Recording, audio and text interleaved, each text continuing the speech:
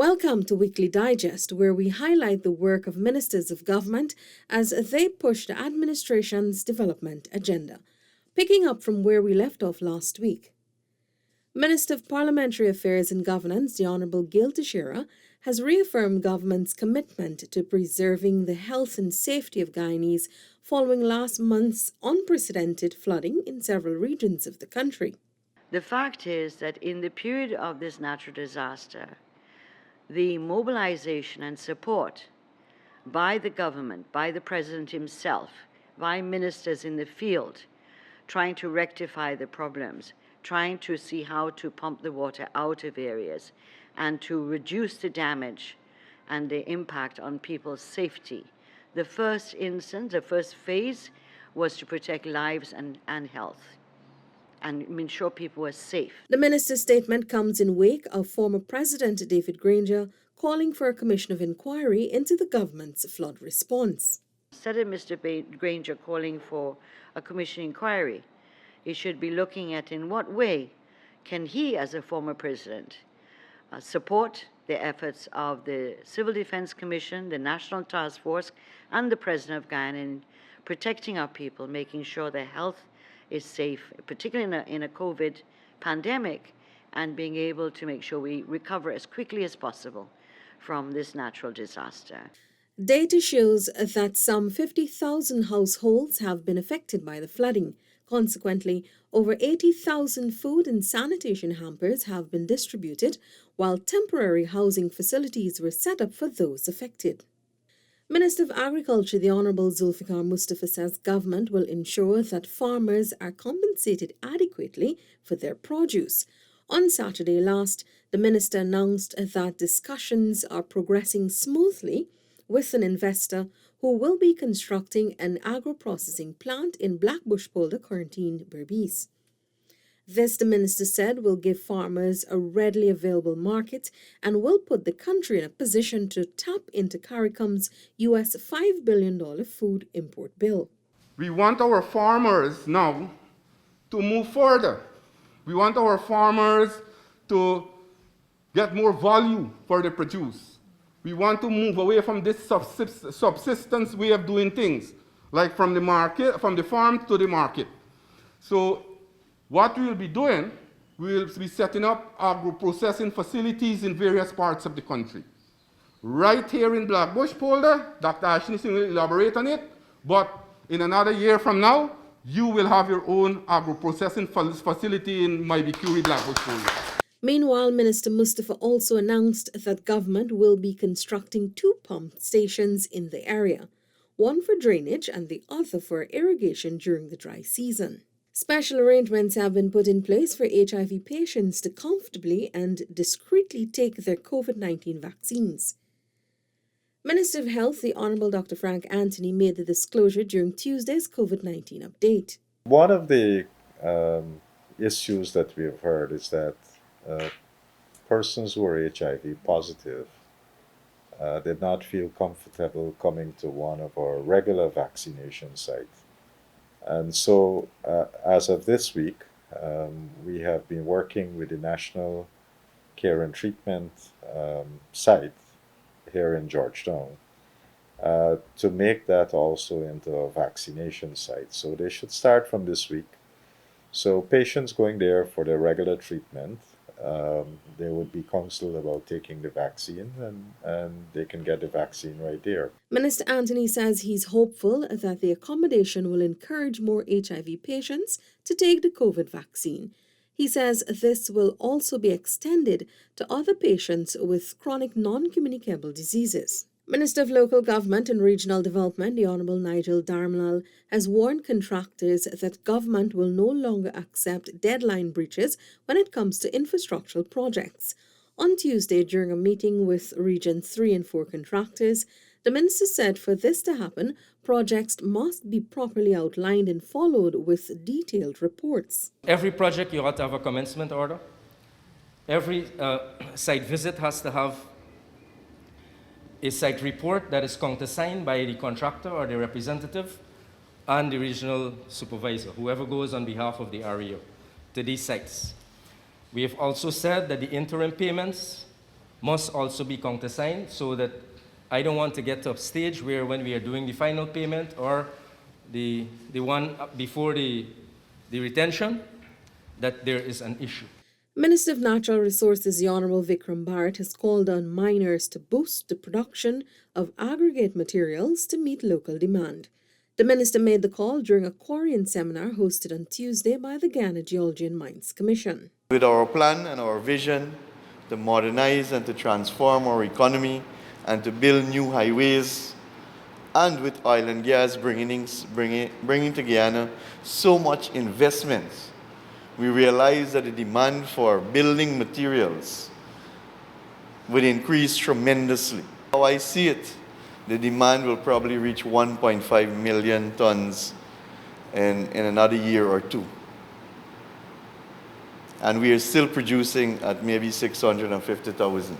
The Natural Resources Minister has recommitted to working in the best interest of miners and urged them to see the GGMC as their partner. Minister of Local Government and Regional Development, the Honourable Nigel Darmlal, on Wednesday witnessed the signing of a $41 million contract for the construction of an infectious diseases unit at the New Amsterdam Hospital. That contract was awarded to Navin and Sons Construction Company. This unit is basically going to consolidate all the infectious diseases into one area rather than it being spread, the management and the clinical services being offered in different departments.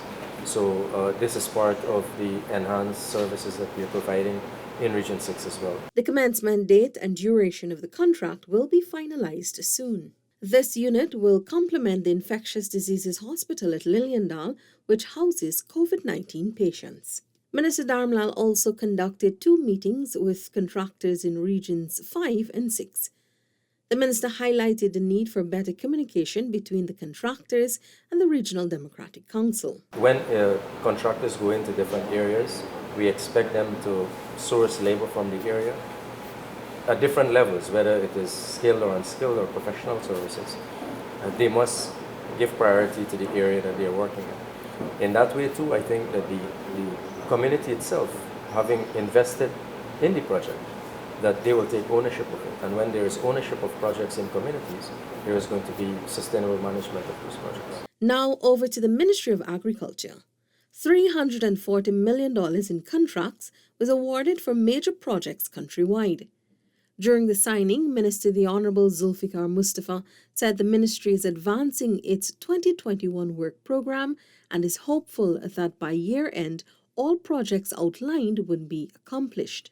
Of course, I will ensure that our technical officers, the engineers from the Ministry of Agriculture and Gaisuku also, that they pay close attention to the quality of these works. The minister said some of the contracts awarded are in keeping with commitments made by His Excellency Dr. Mohamed Irfan Ali and cabinet ministers when they visited flood-affected communities. Last month, when I visited Region 2, Pomeroon, with His Excellency the President, he committed that we'll be doing some empowerment there so that we can avoid future flooding in terms of people's farmland being flooded out.